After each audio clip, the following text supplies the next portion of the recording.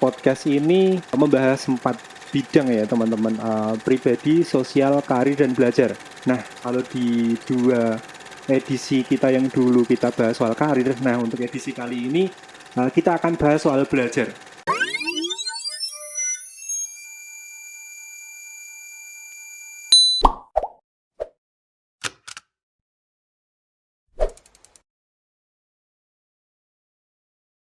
Pada kesempatan kali ini saya sudah mendatangkan seorang tamu yang sangat spesial. Perkenalkan, namanya Eko Suprati.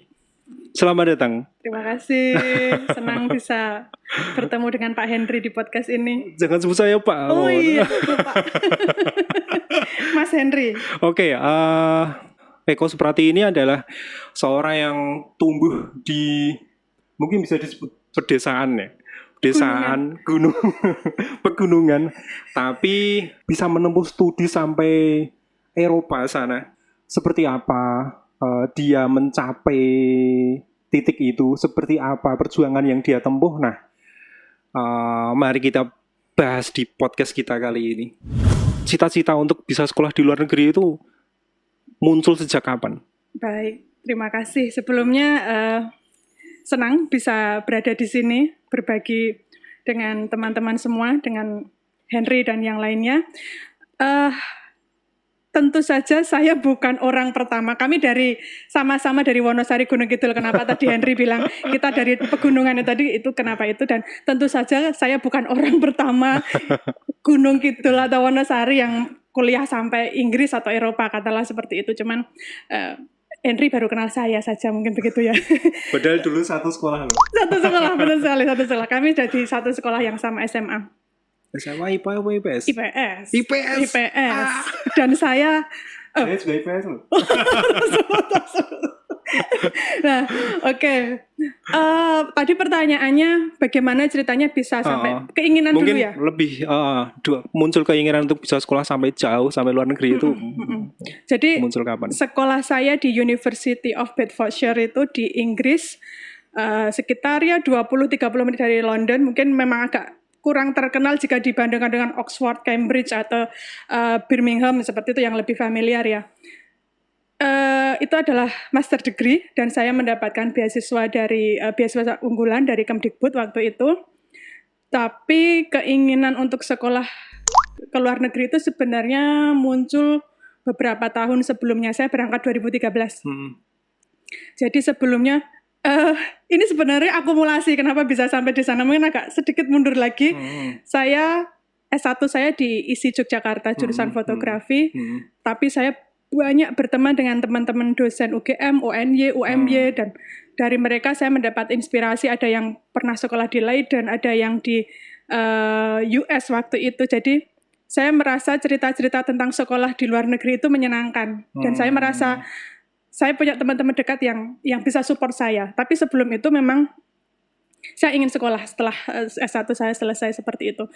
Pertamanya dulu 2007-2008 saya pernah apply Ford Foundation waktu itu. Sekarang entah kayaknya sudah nggak ada. Sudah sampai ke beberapa tahap tapi nggak keterima, patah hati. Terus saya keterima PNS, lebih patah hati lagi. Okay.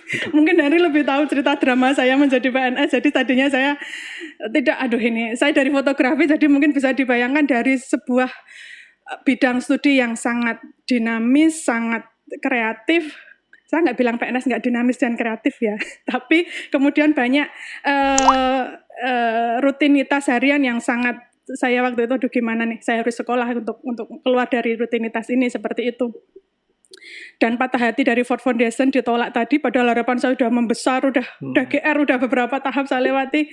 Nah kemudian waktu itu ada kesempatan dari beasiswa unggulan, LPDP belum ada waktu itu, tidak menjamur seperti sekarang, jadi ada beasiswa unggulan, saya apply. Waktu itu sebenarnya tujuan saya bukan ke luar negeri, saya sudah pupus harapan saya untuk ke sekolah ke luar negeri. Saya ingin ke UGM aja.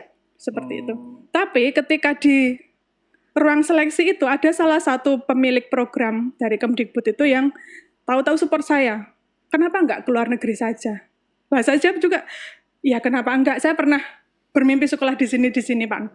Lanjutkan ya. Nah, dari situ ternyata saya keterima ya akhirnya saya sekolah ke luar negeri seperti itu. Kalau dulu cita-citanya apa dulu?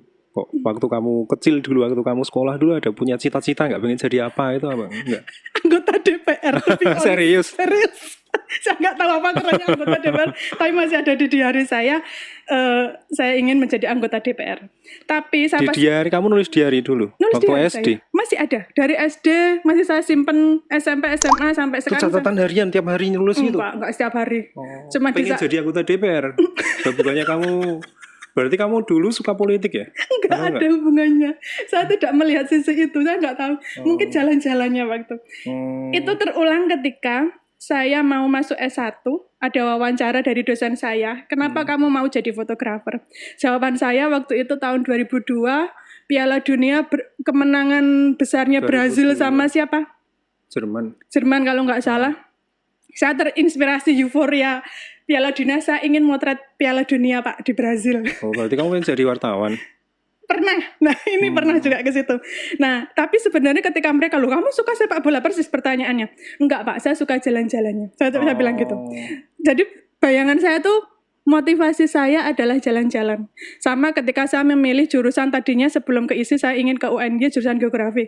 Motivasinya apa? Jalan-jalan. Jadi mungkin memang suka traveling ya? Eksplorasinya saya suka. Gitu. Berarti kamu suka Dora the Explorer gitu ya? Buka mapnya. Oke, Gitu. kemudian ketika dulu kamu sekolah kan terkenal berprestasi ya? SD, SMP kayaknya kamu juara 1 toh? Lumayan. Oh, SMA enggak ya?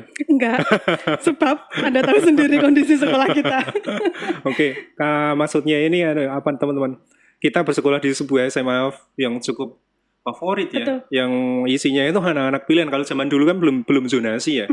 Zaman dulu belum zonasi, untuk masuk SMA itu memakai nilai NEM, nilai hasil ujian murni, kemudian disatukan, diakumulasi, nah dihitung.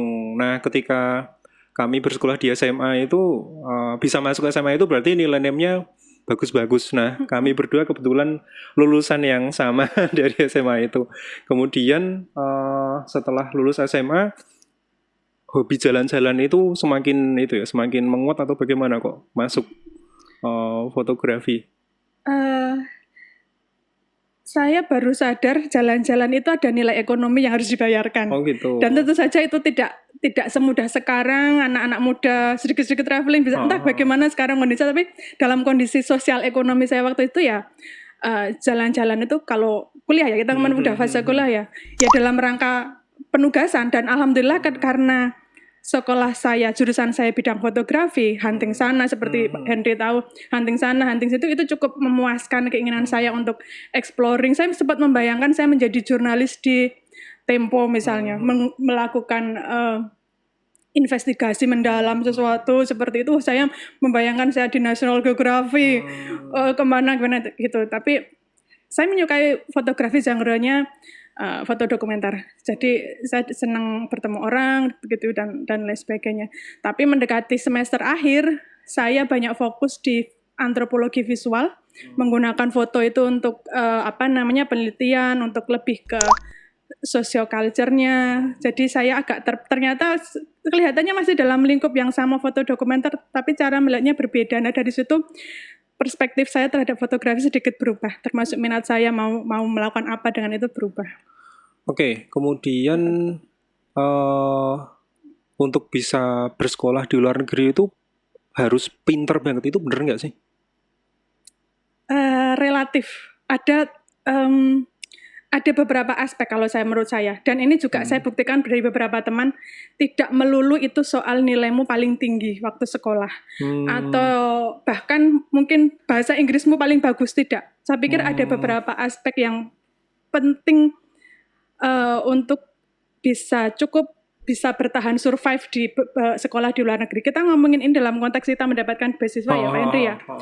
Jadi waktu itu saya paling terasa tantangan terberatnya ketika menembus bahasa.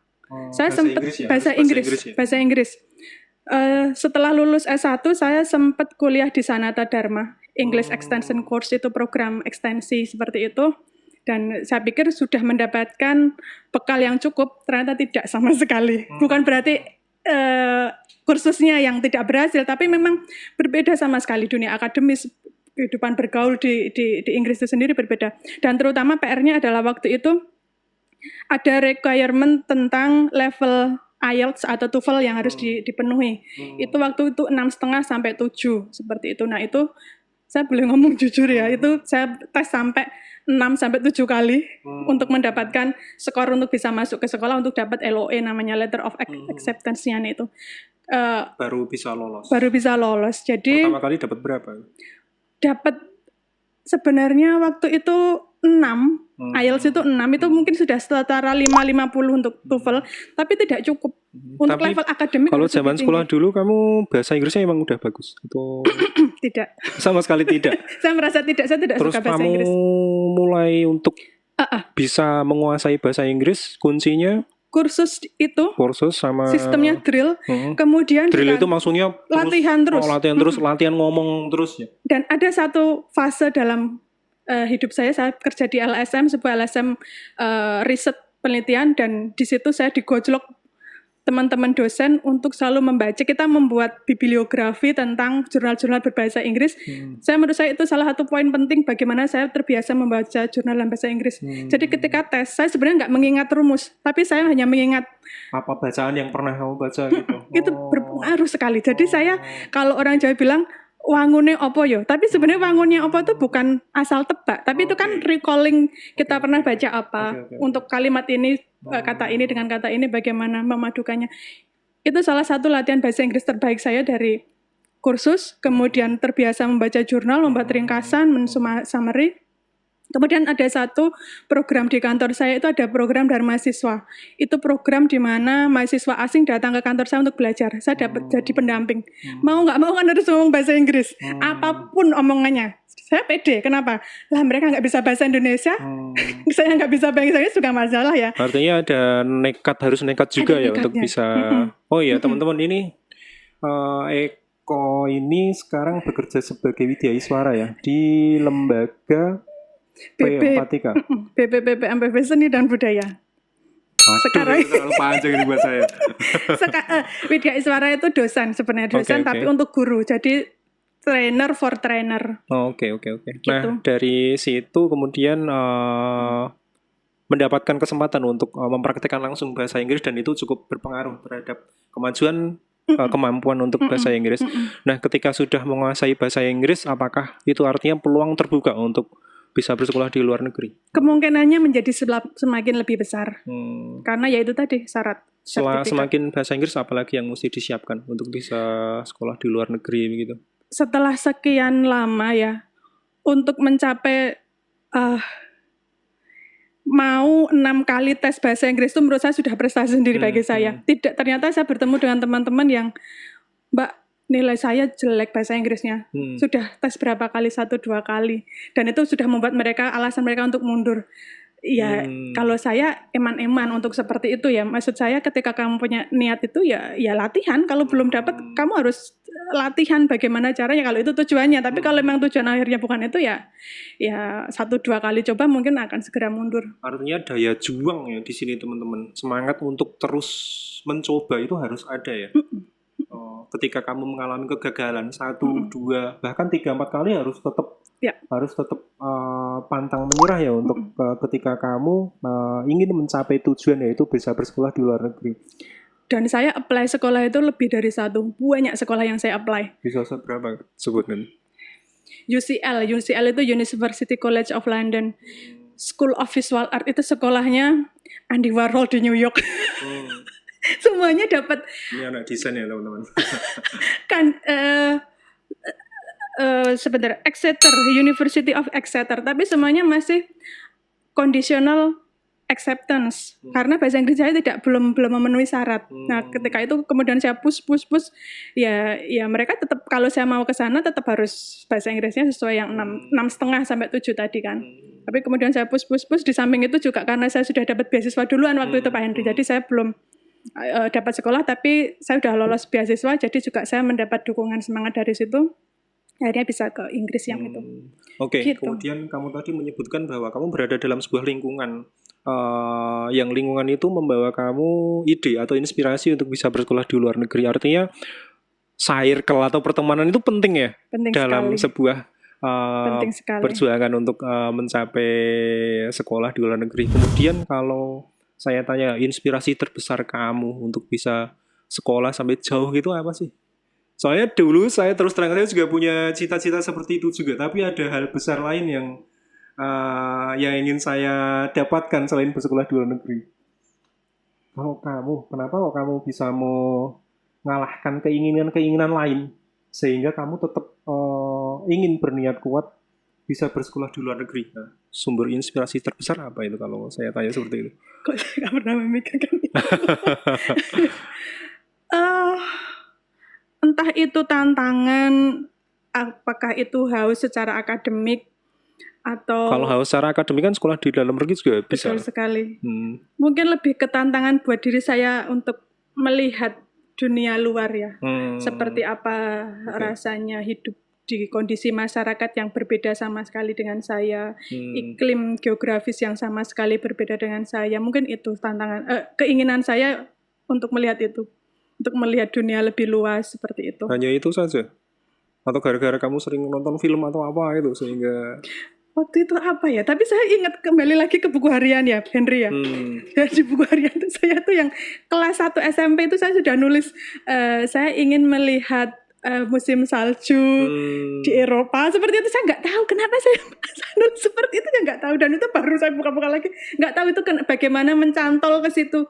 Apa saya mungkin keracunan waktu SD SMP itu saya kan suka banget baca Chicken Soup for the Soul. Katanya memvisualisasikan mimpi itu apapun, seremeh apapun harus kamu tuliskan. Saya potong-potong ini. Kata-kata itu ya, magic words mungkin ya, bisa disebut seperti itu ya. Ini dulu saya anggap juga ini beneran nggak ya? Siapa yang tahu kan? Itu loh majalah. Itu kan ada foto-fotonya. Saya gunting-gunting. Itu persis ada satu artikel di Chicken Soup for the Soul. Saya gunting besok ke sini, besok ke sini. Ya itu impian anak-anak kecil lah yang bisa dengan mudah kita lupakan sebenarnya, tapi nggak tahu apakah itu ada hubungannya atau tidak. Saya jadi ingat dulu itu saya punya banyak komik dan majalah dipinjemin ini, banyak yang nggak kembali. Astro. Mungkin banyak majalah saya yang dipotong-potong ini teman-teman.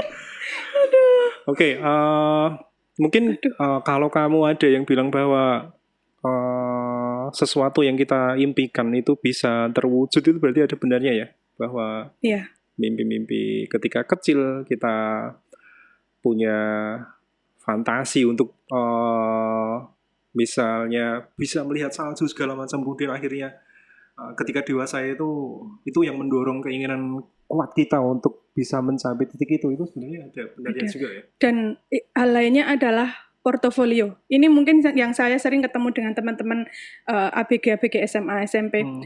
Portofolio itu apa sih sebenarnya? Kumpulan pengalaman, kumpulan prestasi, tidak harus selalu tentang kita dapat piala apa, sertifikat apa. Kadang-kadang saya dulu juga bertanya-tanya kenapa sih kita harus ikut OSIS pramuka, itu kenapa kita seolah-olah terlalu didorong-dorong untuk berorganisasi dan lain sebagainya. Saya pikir pentingnya di situ. Sebenarnya portofolio kita akan bisa dilihat dari apa yang sudah pernah kita lakukan. OSIS itu belajar berorganisasi, tapi ya kita belajar bernegosiasi dengan orang lain, kita belajar mengorganisasi sesuatu, kita belajar tentang membuat event seperti apa dan lain sebagainya. Itu terus bertumbuh ketika kita sudah punya rasa di situ, bertumbuh waktu kuliah kita bertemu dengan siapa, melakukan kegiatan itu, dan jangan membatasi diri menurut saya. Nggak tahu Henry punya pengalaman apa, tapi dalam pengalaman saya menyusun portofolio itu penting. Ketika saya kuliah di fotografi, saya sangat ingin belajar fotografi dokumenter. Saya belajar pada dosen-dosen saya pergi keluar dengan dosen di luar lingkup saya. Bahkan pembimbing saya waktu itu bukan dari ISI tapi dari UGM, karena bidang saya agak melenceng menurut kampus saya. Jadi mereka bukan tidak mampu.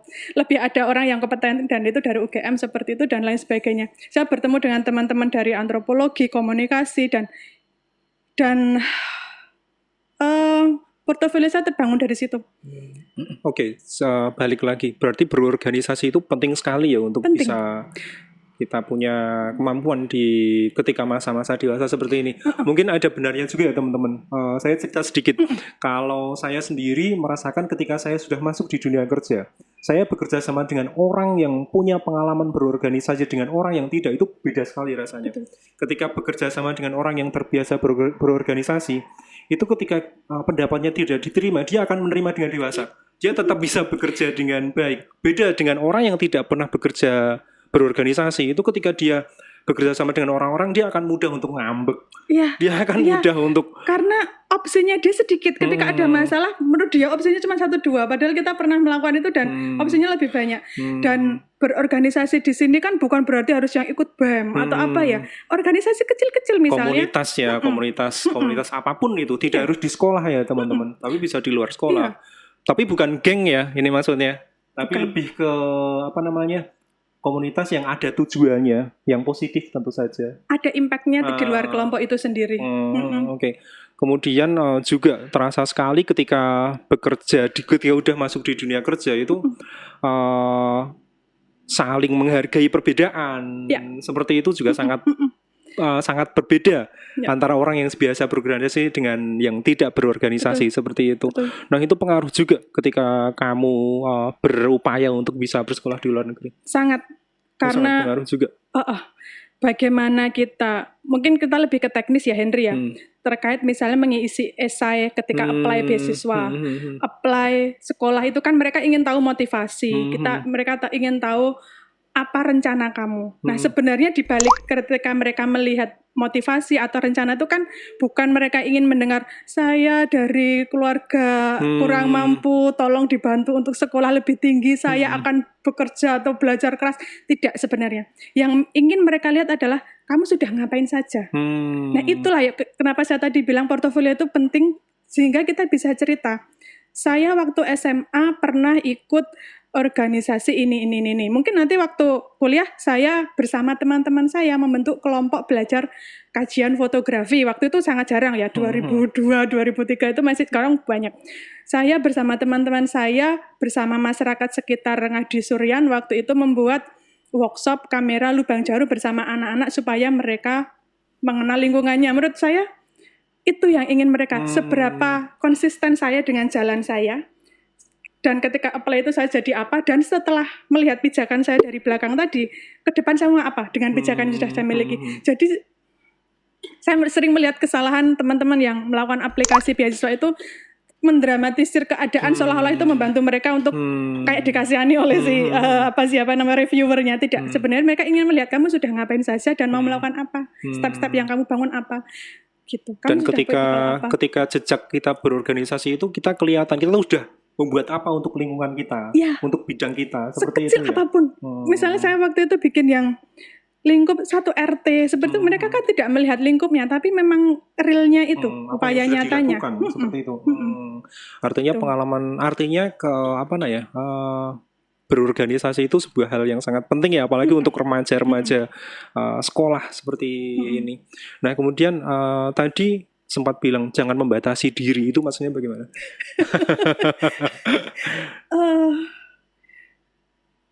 Yang paling saya sudah merasa tua jadinya. Menurut saya salah satu harta terbesar anak muda, sama kita kan masih muda ya sebenarnya ya, itu adalah waktu dan energi, juga alokasi pikiran. Nggak kebayang, saya sekarang sudah berumah tangga, anak saya 2, itu sesuatu yang sudah akan berbeda sama sekali ketika nanti teman-teman yang menyaksikan ini yang pikiran dan urusannya hanya untuk sekolahannya, bukan hanya itu. Alokasi waktu dan energinya itu sangat besar. Dan gunakan itu sebaik-baiknya. Gimana ya saya ngomongnya ya? Malah bulet nih. Misalnya 124 jam itu kan banyak ya. Jadi tuh maksudnya mungkin jangan mudah untuk bilang wah nggak bisa ini kayak gitu. Misalnya teman saya waktu itu fotografi, ternyata nggak berhenti di sini, tapi kan itu muncul karena bertemu orang lain ya. Terus saya pengen ini, ya itu muncul dengan sendirinya ya, dan menangkap respon itu, saya melakukan ini melakukan itu tuh ya itulah energinya mana nggak dipakai buat capek, harus capek anak muda itu. Oke. Nah ini menarik teman-teman, mumpung masih muda. luapkan kegagalan kamu sebanyak-banyaknya, luapkan semua energi kamu sebanyak-banyaknya. Apalagi sekarang udah zaman media sosial ya. Udah banyak sekali platform yang bisa kalian manfaatkan untuk menciptakan karya-karya kalian. Jangan malah ketika kamu udah banyak sekali fasilitas, sudah banyak sekali media sosial, tapi kalian gunakan hanya untuk rebahan sambil nonton konten atau film-film kayak itu sebuah hal yang sangat sia-sia ya untuk digunakan untuk masa depan kalian, masa muda kalian maksud saya, seperti itu ya. Iya, dan saya sempat melihat salah satu podcast yang sangat menarik. Sebenarnya dia bicara tentang biodiversity, bagaimana keragaman suatu area gitu tuh membuat daya tahannya terhadap entah itu virus, entah ancaman dari luar itu lebih bagus. Saya berpikir, dan ini saya uji cobakan pada sepupu saya yang ABG, seorang yang punya banyak kegiatan, banyak punya lingkaran pertemanan, banyak punya bidang-bidang yang dia geluti itu, ketahanannya, perspektifnya dalam melihat sesuatu itu lebih beragam, dan itu penting. Ketika kamu di sini agak low, kamu masih punya hal yang lainnya yang bisa kamu push. Kembali ke Pak Henry bilang tadi soal kegagalan, jadi nggak usah takut gagal. Gagal itu cuman varian salah satu kalau di mozaik itu ya cuman salah satunya, masih banyak yang lainnya ya gagal biasa. Nanti masih banyak yang bisa kamu kerjakan kalau pilihan kegiatanmu banyak, circle pertemananmu banyak. Ada sedikit masalah, bukan ini mengajarkan lari dari apa, tapi bagaimana ya, tapi dengan berbanyak itu kamu tidak akan fokus pada drama hidupmu. Itu yang saya pikir teman-teman anak muda sekarang itu gampang banget kena drama. Banyak mengeluh, banyak ya. Membuat hal-hal yang menyedihkan itu semakin didramatisir kayak gitu. Oke. Maksudnya di sini kamu harus banyak mencoba ya teman-teman, harus banyak sekali melakukan hal-hal baru yang belum pernah kalian lakukan, lalu kemudian kalian cari apakah di situ kalian temukan potensi diri kalian atau tidak, seperti itu ya. Dan jangan dikira ini sesuatu yang agak mengawang. Misalnya gini, kamu suka K-pop, kamu suka K-drama. Jangan cukup sampai menangis ketika ada aktornya yang ganteng, yang selalu ganteng dan flawless itu melakukan hal-hal yang romantis dan lain sebagainya. Cobalah melihat dengan perspektif bahwa kenapa ini berbeda dengan sinetron Indonesia, kenapa saya tidak suka. Bisa nggak kamu berpikir apakah dari skenarionya, apakah dari visualisasinya, apakah dari sudut pandang ketika mengambil angle atau dan lain sebagainya, apakah dari color palette-nya membuat kita, aduh Korea itu indah banget ya, cobalah. Nah itu maksud saya, nggak usah muluk-muluk harus memikirkan negara atau politik. Hal-hal yang kalian sukai di masa remaja itu pun sebenarnya kalau digali dengan teman-teman cewek-cewek biasanya suka K-pop itu yang nonton berepisode satu season 12 episode satu kali itu loh, semalaman gitu-gitu kan. Nah cobalah jangan hanya larut untuk menangis dan mengelus-elus layar oleh tapi bisa membuka ruang diskusi, tapi juga ruang inspirasi. Gimana sih ini kok kita lebih suka ini daripada yang terbaru itu layangan putus. Aku rasa seneng layangan putus. Amanda ngomong itu kan Ikatan Cinta. Ikatan Cinta itu kan wow banget. Saya nggak ngikuti tapi iklannya kan banyak ya, mau nggak mau ini kenapa orang ini kok muncul terus. Dengan adanya banyak sekali hal-hal baru di sekitar kita, semakin maju teknologi, seharusnya anak-anak muda sekarang semakin dimudahkan ya dalam meraih cita-citanya, termasuk apabila ada dari kalian yang ingin bersekolah di luar negeri seperti tamu kita kali ini. Oke, terima kasih Eko. Mungkin closing statement mungkin teman-teman yang mau disampaikan, silahkan. Kalau boleh memberi garis bawah di stabilo, di bold gitu ya, itu tadi sebenarnya perbanyak lingkaran pertemanan. Kalau perlu jangan yang dalam satu level usia. Kalau kamu suka dengan guru A, B, C, dekati dia, ajak dia diskusi, itu sangat menarik. Bagaimanapun juga dia guru ini sudah lebih dulu hidup lah, jadi punya wawasan yang kita harapkan lebih. Dari situ banyak pintu-pintu kemungkinan. Jangan mudah galau. Kalau lagi galau, lagi patah hati, jangan banyak mendengarkan lagu-lagu yang bikin lebih hidupnya masih panjang, energinya terlalu banyak, waktunya terlalu banyak hanya untuk mengikuti 1-2 hal. Perbanyaklah aktivitas, perbanyak teman, circle-nya diperbanyak. Yang diomongkan sehari-hari juga diperbanyak, jangan melulu tentang ini, tapi juga apapun gitu. Begitu Pak Henry.